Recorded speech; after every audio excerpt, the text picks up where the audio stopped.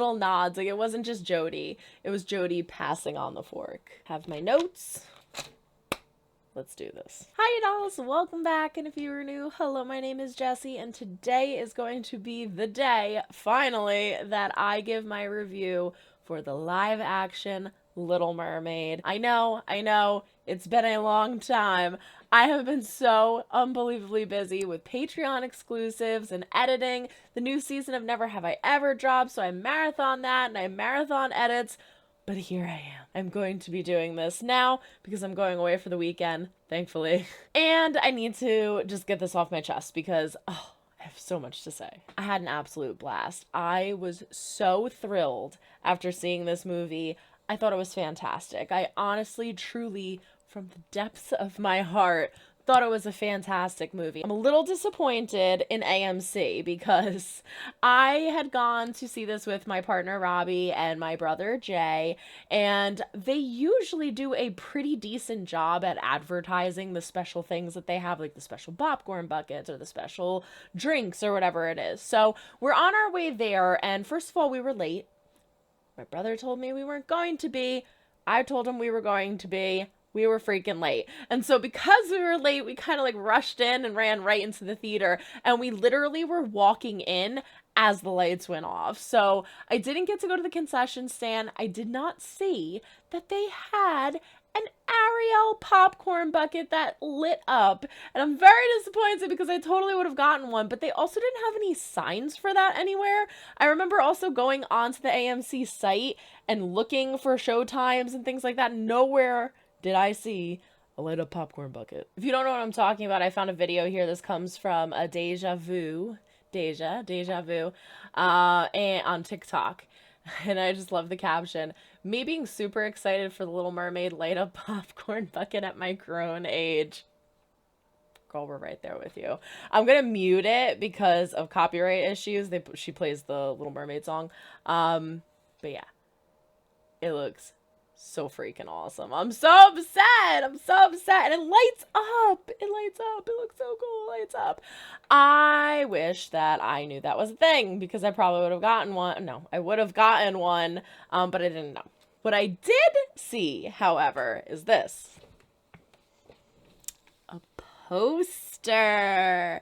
And not just a poster, but a double-sided poster. And I actually really love it. I'm not crazy into posters, but this, just like, come on, it's perfect. It's this, and then we have the classic hair flip. Like, it's perfect. An exclusive soundtrack offer, 15% off of the vinyl, which I didn't take advantage of yet, and I have to. So yeah, this was freaking awesome. And you know what really, again, AMC freaking annoyed me was that we're going in, and again, because we were in such a rush, I like glanced out of the corner of my eye and I was like, was that a box of posters? But then we like rushed into the theater and the guy never offered it to us. And then when we came out, I was like, excuse me. I felt like her when the Deja was like, 33 years old, excuse me, can I have a poster? And he was like, yeah, how many do you want? And I was like, just one. And I should have gotten more, but I didn't want to take them away from the children. So I just got one. But I mean, I feel like if you bought a ticket, like, it's such a sick poster. I feel like if you bought a ticket for the Little Mermaid, you should have been offered a poster. No, there's a whole freaking box of posters. But yeah, I feel like you should have been offered a poster. Maybe he didn't offer us a poster because we were all significantly grown adults. I don't know. Don't judge us. So yeah, that was awesome. If you haven't seen it yet, or maybe they might even still have them. If you go to AMC, see if they have the posters. I think it's awesome. I freaking love it. Let's get down to business. Now, for starters, I just want to say that I seem to hear the biggest criticism is the lighting in the movie. So I want to start off by commenting on that. I saw this in Dolby Digital Laser. We went and saw it in IMAX Dolby Digital Laser. And so I don't know if it's because I saw it in that kind of a setting with that kind of a screen, or if it's just my opinion, but I didn't think that it was an issue at all. There were a lot of people saying that some of the scenes were super, super dark, and it was too dark to the point where they couldn't see anything. Where I feel the scenes where I think that this occurred, it was supposed to have that feeling. It was supposed to be like dark and ominous and creepy and give you that like deep in the depths of a cavern of the sea, of the ocean. Like the ocean is a creepy place, right? If you think like the ocean goes so freaking deep that we physically can't even explore it because the cameras and the mechanisms that we have to do so get crushed by the pressure and freeze because of the temperatures. Like we literally can't even explore the depths of the ocean. It's creepy, it's scary, it's dark. And I get this is a Disney movie, so it's supposed to be like Under the Sea, where everybody is so bright and colorful and dancy and laughy and happy. But they're showing both sides of it. So like the creepy, scary scenes are going to be dark and ominous. The happy, light up, crazy, excitable scenes are going to be colorful and beautiful. That's the feeling that I took from it, at least. But again, maybe if I saw this in a regular movie theater with a regular screen, I would have a difference of opinion. I saw it in Dolby Digital Laser IMAX, so everything was very crisp and clean and perfect. But yeah, I didn't have a problem with it. I know that another person had mentioned Kiss the Girl, that scene. A lot of people were concerned with that when they saw it in the trailer, saying it was very, very dark. I thought it was beautiful. I thought it was absolutely beautiful. You had the lightning bugs, you had all the water spurting out. It's a nighttime scene, so of course it's going to be a little dark. But there was actually one reviewer that I watched that literally said they could not see what was going on, and I was like, I saw it perfect. So I feel like, again, I need to go see this in like a normal movie theater and see if I have the same criticisms as them. But I don't. I thought it looked fine. Should we just keep going with criticisms? I feel like I should let's do the cons and then we'll do the pros after. So what else do I have? Okay, so I have a total of 6 criticisms, and they're really not even that bad. I'll save my biggest one for last. So the first one would be that Flounder, I actually liked a lot better than I thought I was going to. I really didn't love the Flounder that we saw in the trailer and the snippets that we saw. I've mentioned that, like, a lot of people were saying that Sebastian was a little funky for them. It wasn't Sebastian at all. In fact, after the movie, my brother was like, still not loving Sebastian. And I was like, I thought Sebastian was fine. It was Flounder that I wasn't crazy about. I ended up liking Flounder a lot more seeing him in the movie. I do have to say, though, I feel like they could have brightened him up a little bit. Like, the blues and the yellows of Flounder are just so pronounced in Flounder that I get that they were trying to do a more realistic fish, but they still could have brightened up the color a little bit. It wasn't even so much the color, it was the pudginess of him. And again, I know that they were trying to go for a live fish, like a real looking Flounder fish, but you could have beefed him up a little. I like my fish beefy. I like my flounders with a little meat on them. And so I don't know, I think it could have been a little pudgier in my opinion. This one I have to blame Jeremy Johns for, because he's one of my favorite reviewers. I didn't watch his review until after I saw the movie, but my brother Jay, Viewmaster's Reactions, go check him out. He has this problem where, like, he can't keep a secret. He just bursts when he finds out information, and he cannot help himself. I'll be like, Jay, no spoilers, no spoilers, no spoilers. And he'll be like, I won't, but this person dies. And I'm like, what the Jason? So he watched Jeremy Johns' review, and he says that there's this part, I should say spoilers at this point, like if you're watching this review, I feel like you're going to be hearing spoilers, obviously, right? Like we're gonna be going over spoilers. So in it was so funny, in the part with Under the Sea, where they say, top play the hop, the place play the bass, and they sound and sharp, the bass play the brass, and all that blow is blow. Going through all of the fish and all of the different sea creatures that do the different things, right? And he mentioned how during that part in the live action, it's just a bunch of sea turtles. like marching along. And Jay tells me this before we go see the movie, right? He's like, yeah, that was pretty much Jeremy John's only biggest criticism is that during that part, there's just a bunch of sea turtles like marching. I just realized I didn't have my lights on.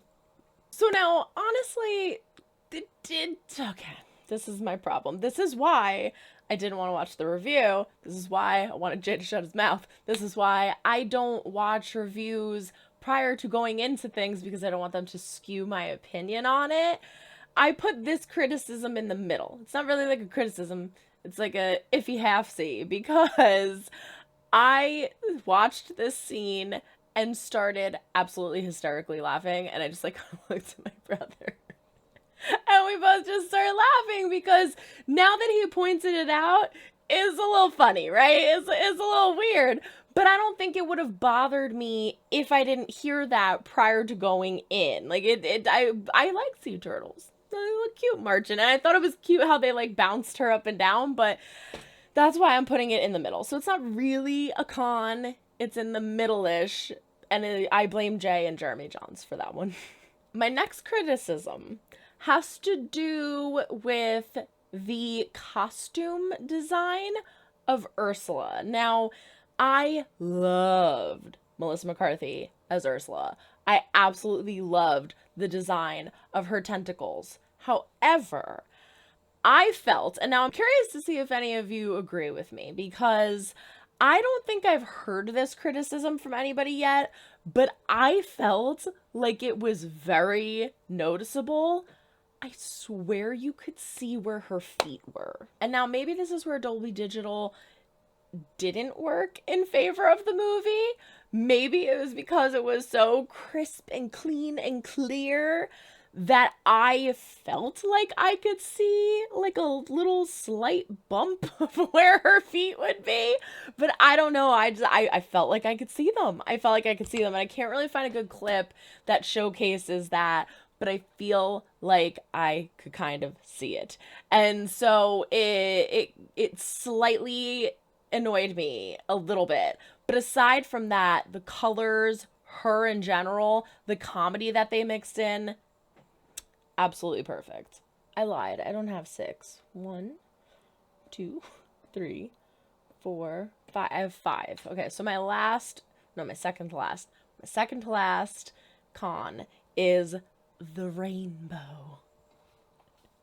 And that's why I was saying, like, my cons aren't really, like, that big of a deal. But the rainbow. Now, this is the thing.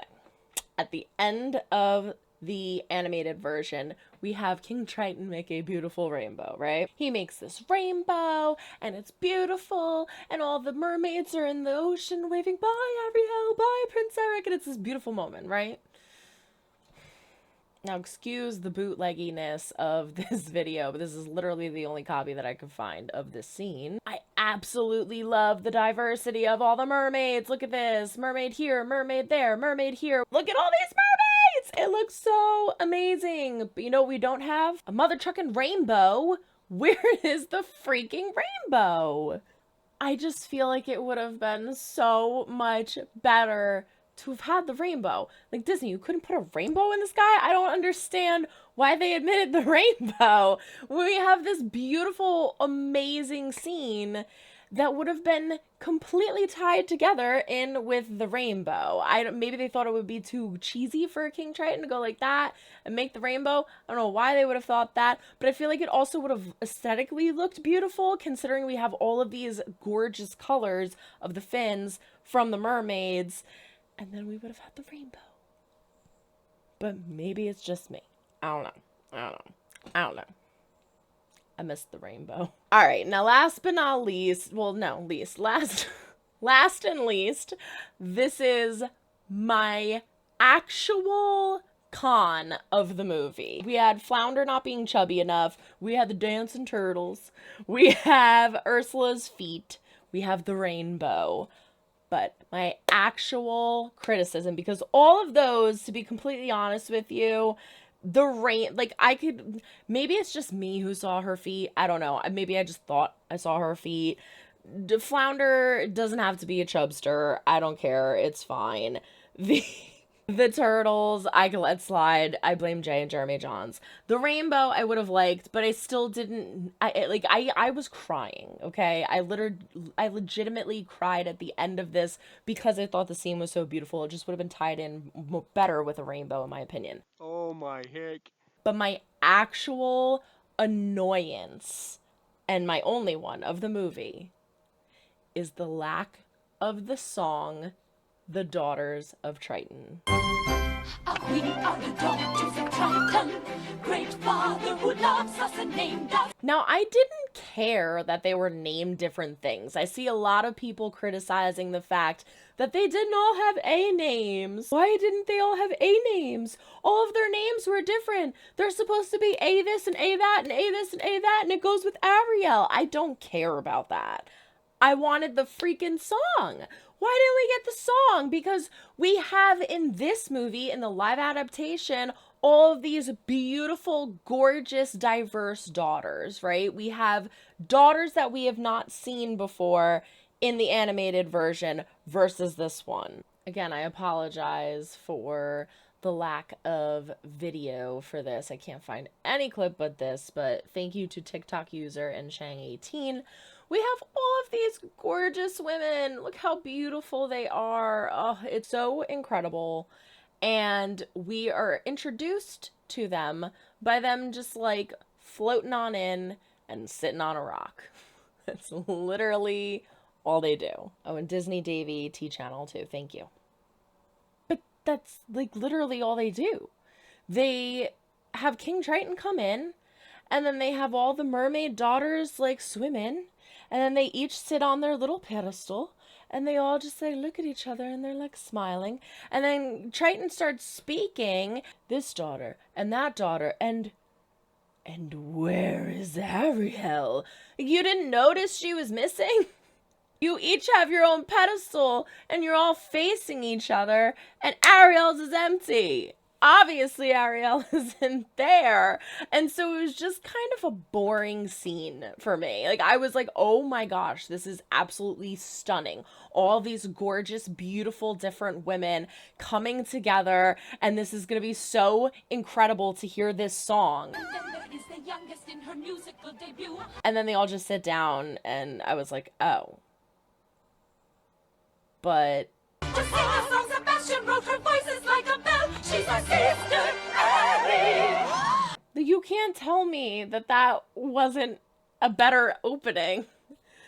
That wasn't a better introduction to that scene than what we got. And that was my biggest criticism. And what's funny is we leave the theater, right? And I instantly, like, my brother and I both had to pee. So we, like, get out of the theater, and Robbie was like, that was really, really good. And I was like, wasn't it amazing? And I turned to Jay, and we're, like, both gonna, like, about to run to the bathroom. And we both looked at each other, and we're like, it was so good, but, and then we just, like, paused, and I was like, Daughters of Triton. And he was like, the Daughters of Triton. Why? And I was like, I don't know. Where was it? So I don't know if it was just us, but the Daughters of Triton, we needed that freaking song in there. I would have loved to see all of them sing and dance and do the whole clam thing, opening it and being like, and having Sebastian be like, oh. It just would have been hysterical. I would have absolutely loved it. Instead, we got this boring scene of them all floating in and sitting down, and Triton being like, I'm King Triton. We're gonna do things under the sea. Where's Ariel? And I didn't love it. Okay, so those were my criticisms. Now we're gonna move on to the happier things. So we're gonna move on to my pros, my favorites of the movie. The first being the new songs. I loved these songs. I absolutely adored Prince Eric's solo. I thought it was fantastic. I thought it fit his character so well, and I thought it brought a lot of depth to him that we did not get in the animated film. I feel like the same for Ariel's solo that we have once she gets on land for the very first time. And it's interesting because at this point she can't speak, but she's speaking to us through this song, and I thought it was a really creative way. But my favorite, my very, very, very most favorite, was Scuttlebutt. The buzz, the who said what, who does that, yeah, the scuttlebutt. Now, I've seen some people say that Awkwafina was obnoxious as Scuttle, but, oh, excuse me. I don't think you could have gotten a better voice for Scuttle than Awkwafina. Maybe that's just because I'm an Awkwafina fan, but I feel like she was perfect for Scuttle, and so I absolutely loved it. And I loved Scuttlebutt.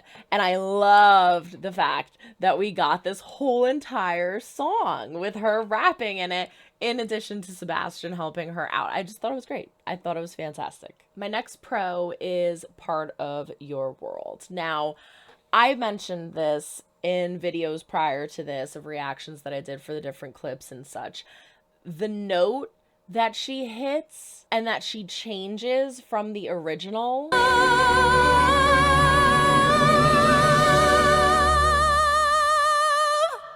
Chills. Freaking chills. Every time I hear it. And I don't love when songs that are so near and dear and close to my heart are significantly changed. And this one wasn't. But that note is such a significant change. Even though it's so small, it's such a big change. It literally changes the entire ending and feel of the song in such a magnificent, fantastic way that I will love Holly forever for doing that, because it's just magnificent. I loved it. I cried at that part. Of course I did. We have an added issue, which is that Ariel does not remember that she made this deal, and she does not remember that she has to kiss Eric in order to get her voice back. This seemed to bother a lot of people. Didn't really bother me. I thought it was kind of a cool added touch. It was a little different. My next pro being Eric. Just simply Prince Eric. He felt as if he was pulled from the animated movie and literally thrown into live action. I could not get over the uncanny resemblance in every way to Prince Eric, the animated version, to live action. I thought he was fantastic. The way he sounded, the way he looked, it was just utterly perfect. I could not ask for a better Prince. I could have gotten more Max, but that's okay. But Prince Eric, he was fantastic, perfect, like, unbelievably amazing casting. My next pro, Ursula being the aunt to Ariel. I thought that was an interesting little twist. It, again, added a lot of depth to the character. It made me believe that Ariel would trust her a little bit more. It made the entire betrayal a little more significant to Triton and the story, and just how icky it felt overall. Like, it's family betraying you. When it's someone betraying you, it's f***ed up, but when it's family betraying you, it's even more messed up. So I liked that added twist. And the ending, oh my gosh, I don't even want to find a clip for that, I'm gonna be honest with you. Oh, because oceans, wide open oceans, freak me out. Like, I get a claustrophobic, nauseous feeling. I forget what the word is for it. It's fear of the ocean. Thalassophobia. Thalassophobia. This end scene. Her gigantic head and how creepy and zombified she looked. Oh my god, it was terrifying. Like, absolutely terrifying. I am not going to be surprised if they report that children are having nightmares because of Melissa McCarthy. You beautiful soul. Poor unfortunate souls for the little children, because this was horribly terrifying. Like, it was so creepy, but I loved it. That's what I loved about it, is that it amplified the creep factor a lot for me. My next con is something that I mentioned when I complained about the rainbow at the end, which is all of the mermaids. All of the mermaids, showcasing every single mermaid, doing a close-up of them. I thought that was a beautiful touch, because again, in the animated version, you just kind of get the back pan of them all waving, but this like showed every single mermaid, and it made me hysterically cry, because they kept showing Hallie, and oh, it was just like the mixture of it just warmed my heart, and I absolutely loved it. And she started to cry, so then I started to cry, and I loved it. I thought that was a beautiful touch, showcasing all these different beautiful mermaids. My next pro being it went so fast. It went so fast. So now the original was an hour and 23 minutes. The new one is 2 hours and 15 minutes. That is a significant jump. It is almost an entire extra hour, and it went like that. I'm not kidding. It went so fast. I did not check my phone once. I'm the type of person where if I check my phone to see what time it is, it's not even because I'm bored. I just get antsy, and I'm just curious as to see how much time has passed or how much time is left. I did not check once. I was so engrossed in what was happening and in love with the story and the music, and I was just completely and absolutely distracted. And I didn't check my phone once, and it went like that. It went so freaking fast. So for a 2 hour and 15-minute movie to go that fast, that's definitely a pro in my book. Finally, my number one absolute all-time favorite pro of the movie for the live-action Little Mermaid, Jodie's cameo. Once again, I apologize for the awful-looking bootleg, but this is literally the only clip that I could find of this brushing her hair with a dingle hopper. I also think there's something adorably poetic and sweet about Jodie handing Holly the fork as if I'm passing down the heart of this character to you for it to live on for the next generation of people who are just going to love it and accept it and adore it as much as the others did. And so I don't know, I thought that was so sweet. It's little things like that, like little nods. Like it wasn't just Jodie, it was Jodie passing on the fork. All right, so there you have it. That is my official review of The Little Mermaid, my cons, my pros. I absolutely loved this overall, though. It had met every single one of my expectations, aside from Daughter's Train song, but that's okay. That is okay. I will let it slide. I loved it. I had such a good time. I cannot wait to see it again. I hope all of y'all loved it as much as I did. Let me know what you thought in the comments. Let me know what your biggest con was and what your biggest pro was. How many times did you see it in the theaters? What kind of theater did you see it in? And I'll see y'all in the next reaction. So long, everyone. Try to make someone smile today. You never know when they might need it next. Bye.